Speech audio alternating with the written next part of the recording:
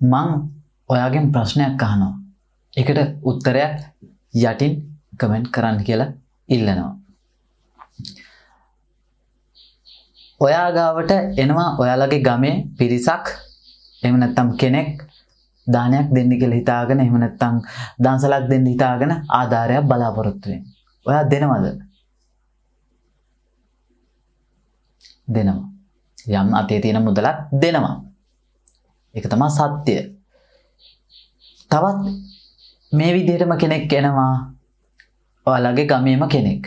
ඇවිල්ලා කියනවා මගේ රත්තරන් මාලේ සින්න වෙන්න යනවා. ඒක නිසා ඒක බේරගන්න පින් පතා දානය පින් කරන කෙනෙක් ඔබතුමිය පින් කරන කෙනෙක් ඔබ. ඒ නිසා මට මේ රත්තරන් මාලේ බේරගන්න පිනට කීයක් හරි දෙනවද කියලා ඇහුවොත් ඔබ සල්ලි දෙයිද? හදවතට අවංකවම කතා කරන්න. දෙයිද?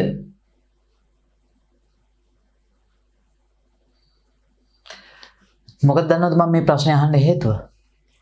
මම ඊයේ පෙරේදා වැඩසටහනක් මගේ සසරෙන් එතර YouTube නාලිකාවේ ධර්මය ප්‍රකාශය කරන මං අදහස් වෙනස්ව හිතන කෙනෙක්.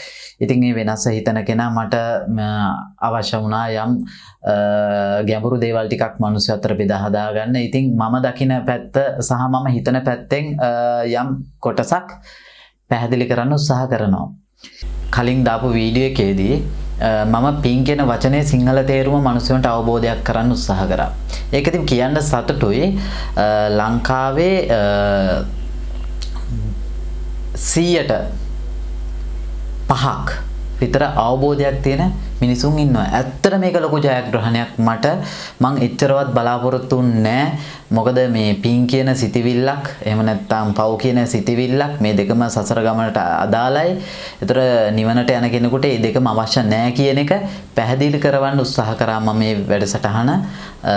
ඒකෙදී ගොඩක් අය මගේ මේ ශරීරයෙන් දැකලා අවබෝධ කරගෙන මගේ ඇතුළාන්තේ මනලා මට දෝෂාරෝපණ ගොඩක් අය සිද්ධ කරලා තිබ්බා. සමහර අය මානසික බෙහෙත් ගන්න කියලා තිබ්බා. සමහර අය පිස්සෙක් මෝඩෙක් වගේ ගොඩක් දේවල් තිබ්බා. තමන්ගේ අදහස් කමෙන්ට් කරලා තිබ්බා. ඉතින් ඇත්තටම ඒකට මම හරි ගරු කරනවා. මොකද හේතුව තමයි තමන්ගේ හිතේ තියෙන සිතිවිලි ටික තව කෙනෙක් එක්ක බෙදා ගන්න උත්සාහ කරන එක ඇත්තටම ගොඩක් සතුටුදායක දෙයක්.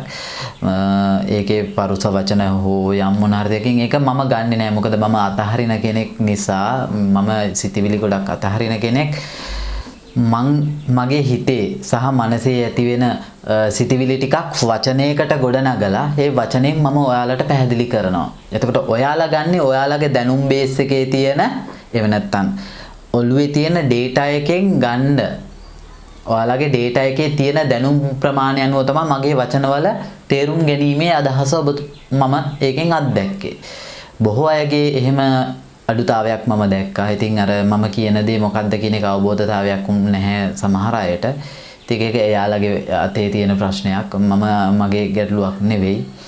සිතිවිල්ල ගැන කතා කරනවා නම් සිතිවිලි විනාශ කරන කල යුතුයි නිවන කරා යන්න නම් ඒකට ප්‍රධාන වශයෙන් කුසල් දියුණු කිරීමක් කියලා වචනයක් පාවිච්චි කරනවා. පාලි භාෂාව සහ මාගධි භාෂාවෙන්. ඒතර කුසල් කියන වචනේ සිංහල තේරුම ඇහුවොත් බෞද්ධයන්ගෙන් ගොඩක් අයට දන්නේ නැහැ කුසල් වඩන්න ඕන දෙයක් කියන දේ තමයි එයාලා ප්‍රකාශ කරන්නේ. ඉතින් මේ කුසල් කියන එකේ සිංහල තේරුම දන්නෙත් නැහැ. එතකොට අකුසල් කියන එකේ සිංහල තේරුම දන්නෙත් නැහැ. පින් කියන එකේ සිංහල තේරුම දන්නෙත් නැහැ. පව් කියන එකේ සිංහල තේරුම දන්නෙත් නැහැ. ඉතින් මම උත්සාහ කරේ මේ වැඩසටහනෙත් මේ පින් සහ පව් සහ කුසල් අකුසල් කියන දෙකේ පොඩි හරි තේරුමක් ඇති කරවන්න. මොකද 100ට 5ක්වත් අවබෝධය තියෙනවා මට අවශ්‍යයි 100ට 6ක් 7ක්වත් සිතිවිලි වලට මේ ශරීරය වැඩ කරන්නේ කියන එක අවබෝධ කරවන්න උත්සාහ කරන නිසා මම තව මේ 100ට 6ක්වත් 7ක්වත් අවබෝධයකට ගනී කියලා මම මේක බලාපොරොත්තුෙන් තමයි මේ වැඩසටහන ඉදිරිපත් කරන්නේ. ඔයාලගේ අදහස කමෙන්ට් කරන්න අනිවාර්යෙන් බැනලා හෝ නොබැනලා බැන්නොත් තමයි ගොඩක් හොඳ. හේතුව මොකද ඔයාලගේ හිතේ තියෙන සිතිවිලි, කෝපය, තරහ, මරහ, කේන්ති ඔක්කොම පිට කරන්න එක ප්‍රශ්නයක් නැහැ. මොකද ඒ කිසි දෙයක්වත් මම ගන්නෙ නැහැ කෙනෙක් නෙවෙයි. මොකද මම අතහරින කෙනෙක් නිසා. මම ඔයාලගෙන් අහපු ප්‍රශ්නේ තමයි ඔයාලා දානයක් දෙනවා. එහෙම නැත්නම් ඔයාලා හිතන්න මේ හැමදාම දෙන දන්සල මේ සැරෙත් දෙන කණ්ඩායම එනවා. එයාලට මේ මුදල් ලබා දෙන ඔයාලට පුළුවන් විදිහට රුපියල් 500ක් හෝ 1000ක් හෝ ඔයාලට ප්‍රමාණයක් දෙනවා. අපි හිතමුකෝ 1000ක් දෙනවයි කියලා. ඒ වගේම කෙනෙක් ඇවිල්ලා එයාගේ රත්තරන් මාලේ සින්න වෙන්න යනවා. එහෙම නැත්නම් එයාගේ වාහනේ මේ පිනැසකින් උස්සනවා. පිනට කීයක් හරි දෙන්න කිව්වොත් ඔය පින් කියන කරන අය දෙයි දෙයි මිනිස්සයාට. මතක තියාගන්න පින් කියලා අපි අදහස් කරන වචනය ලාභයේ මත තමයි සියලු දේවල් අපි පරිත්‍යාග කරන්නේ. පැහැදිලිද? දැන් උදාහරණයක් මම ඒකට පැහැදිලි කරන්නද? මේ වැඩසටහන නරඹන බුද්ධිමත් අයට මේක තේරෙයි. සාමාන්‍ය මධ්‍යස්ථ වුණු කෙනෙකුට විතරයි මේ දේවල් තේරෙන්නේ. මධ්‍යස්ථ නොවුණු අයට තේරෙන්නේ නැහැ. එක පැත්තක් වැඩිපුර අල්ලගෙන ඉන්න අයට මේක තේරෙන්නේ නැහැ. මධ්‍යස්ථ වුණොත් විතරයි මේක පැහැදීමක් ඇති වෙන්නේ. දැන් පින් කියලා අපි කෙනෙකුට දානයක් දෙනවා හෝ දන්සලක් දෙනවා. ඒ දෙන අයට අපි මුදල් උපකාර කරනවා. ඒ වගේම වාහනයක් සින්න වෙන්න යන රත්තරන් මාලයක් සින්න වෙන්න යන එතකොට ඔය මොන හරි භෞතිකවාදී අපිට අවශ්‍ය දෙයක් ගන්න කෙනෙක් ඉල්ලනවා නම් ඒක ලබා දෙන්නේ නැහැ. ඒක තමයි සමාජයේ ඇත්තම කතාව. මම මේ කතා කරන්නේ සමාජයත් එක්ක හොඳට ගවේෂණය කරලා මිනිස්සුත් එක්ක වචන හුවමාරු කරගෙන ඒ අයගෙන් ඒ දේවල් බෙදාගෙන හදාගෙන තමයි මම මේ කතා කරන්නේ. මම මේක අත්දැකීමෙන් තමයි මේ කතා කරන්නේ. ආවට ගියට කතා කරන කෙනෙක් නෙවෙයි මම. බොහෝ අය දන්නවා 2018 2019 2020 දී මගේ වැඩසටහන් ඔය තප්පරෙන් හිතක් කියවන කෑගල්ල යක්ෂ කොල්ලා කියලා වැඩසටහන් ඔය YouTube නාලිකාව ඔස්සේ මාව ගොඩක් හොයන්න උත්සාහ කරා. ඉතින් මම මේ දේවල් වලින් ඈත් වුණා. මොකද මට අවශ්‍ය වුණේ සමාජයේ මට පේන දේ ෆෝන් එකෙන්. ඒ කියන්නේ මට ෆෝන් එකෙන් පේන දේ හැමදේම කියන්නේ ඔයා කවුද? ඒ කතා කරන කෙනා ඔයා වුණත් මේ වීඩියෝ එක බලන ඔයාගේ වුණත් ඔයා මට කතා කරොත් මට මෙතන ඉඳලා කියන්න පුළුවන් හැකියාව තියෙනවා. ඔබතුමාගේ ගෙදර තියෙන මේ පිහිටීම, ඔබතුමාගේ ගෙදර තට්ටු තියනවද, වහල කොහොමද, ගෙදර දොර හැමදේම කියන්න පුළුවන් හැකියාවක් මට තියෙනවා. ලෙඩ තියෙනවා නම් ඇඟේ තියෙන කොටින්ම කියනවා නම් ඇඟේ තියෙන ලප ගාන ලෙඩ ඔක්කොමත් මට කියන්න පුළුවන් හැකියාවක් තියෙනවා. ඉතින් ඒක නිසා තමයි මම බොහෝ දුරට ගැටෙන්නේ නැතුව මේ දේවල් මේ සමාජයත් එක්ක වැඩි බෙදා හදා ගන්න නැතුව පැත්ත කරලා පාඩුවේ හිටියේ. ඉතින් අර ගලගම සාමින් වහන්සේ ආධ්‍යාත්මික වරුන් සහ මේ වෙනස්ව හිතන්න පුළුවන් අයට වාරණයක් ගේන්න උත්සාහ කරනවා.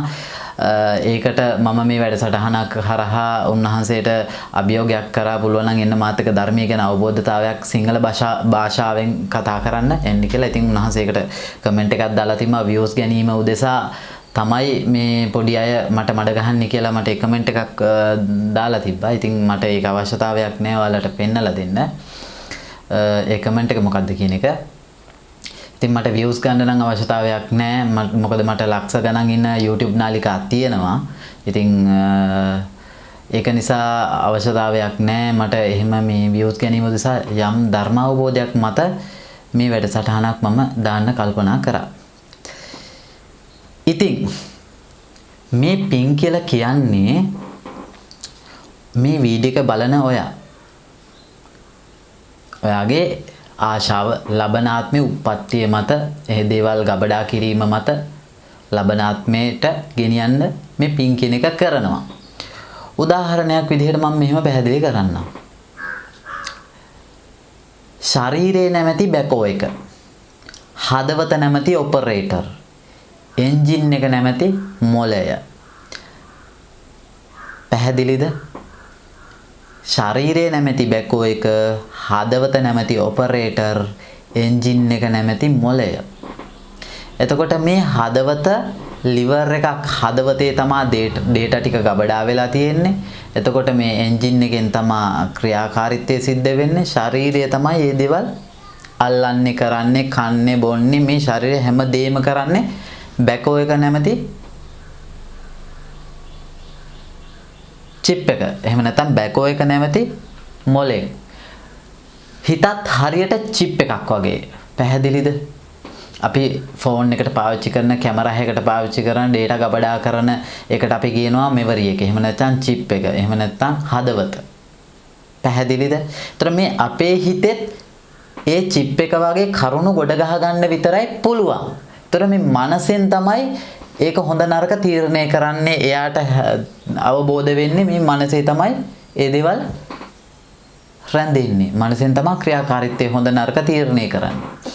එතකොට ඔයාලා හිතන්න පින් කියන දේ ඔයාලා අතහැරීමක් කරලා දෙනවා නම් හරිද?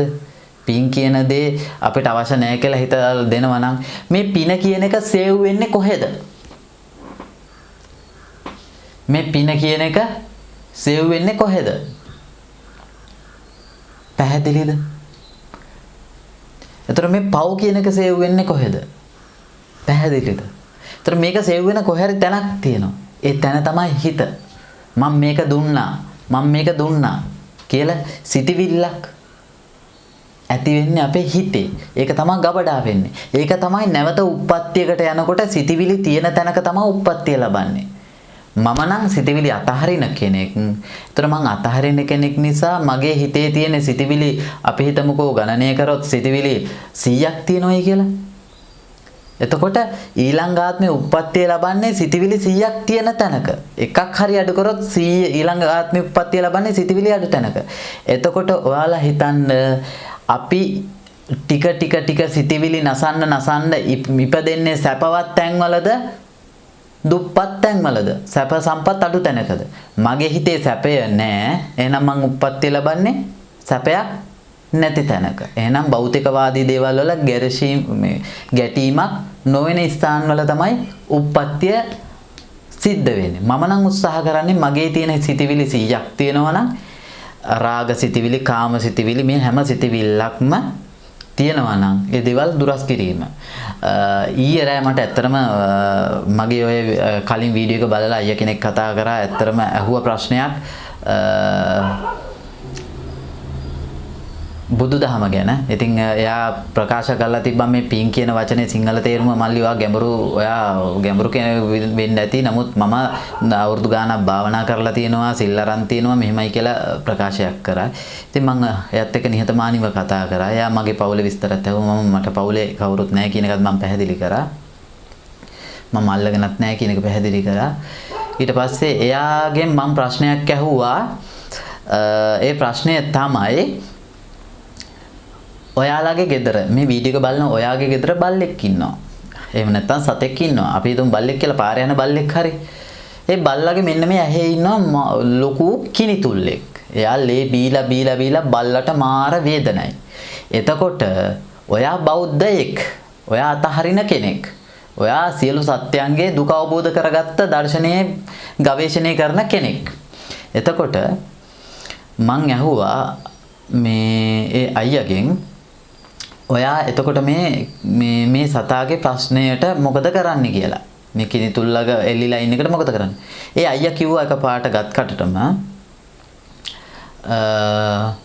මම කිනිතුල්ල ගලවලා අයින් කරනවා. මං ඇහුවා අයියා එතකොට කිනිතුල්ලගේ දත් ටික කැඩෙනවා.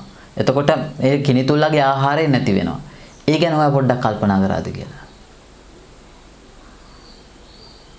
ඊට පස්සේ මගෙන් ඇහුවා මගේ අම්මා නාන්න ගියපුවාම හෝ වේවා කිඹුලෙක් කනවා. එතකොට ඔයා ඒ ප්‍රශ්නෙට උත්තරේ දෙන්නේ මොකද්ද කියලා මගෙන් ඇහුවා. මං කිව්වා මම අල්ලගෙන කිසි දෙයක් නැහැ. එහෙනම් මම බෞද්ධයෙක් නම් මං අතහැරීමක් කරලා තියෙනවා නම් මට කිඹුලගේ අම්මගේ අතර ප්‍රශ්නයට මැදි වෙන්න බෑ.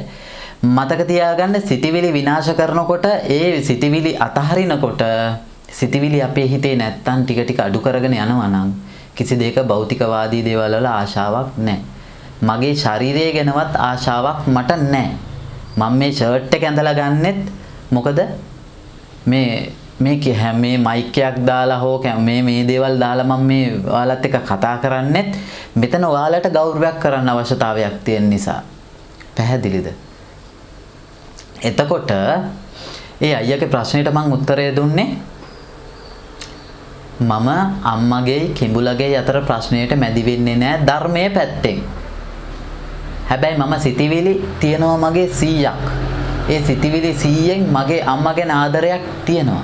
ඒතර මම සෝවාන් ඵලයකට ගිය කෙනෙක්වත් මාර්ගඵලලාභියෙක්වත් නෙවෙයි. හැබැයි මං ඒ භෞතිකවාදී මගේ ආදරය කරන අම්මා වෙනුවෙන් මම මේ වෙලාවේ යම් උත්සාහයක් කරනවා. ඒක හරි.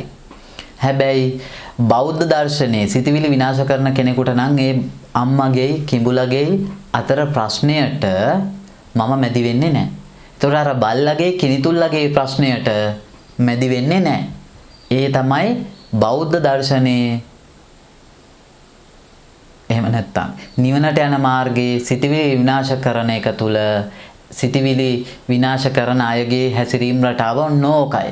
ඒ කියන්නේ ශරීරය නැමැති බැකෝ එක, හදවත නැමැති ඔපරේටර්, එන්ජින් එක නැමැති මොළය.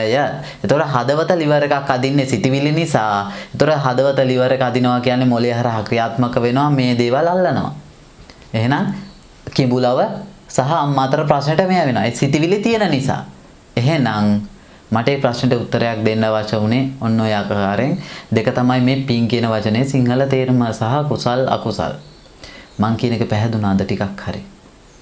මම මේ කතා කරන්නේ සිංහල භාෂාවෙන්. පාලි සංස්කෘත භාෂාවලින් මම කතා කරන්නේ.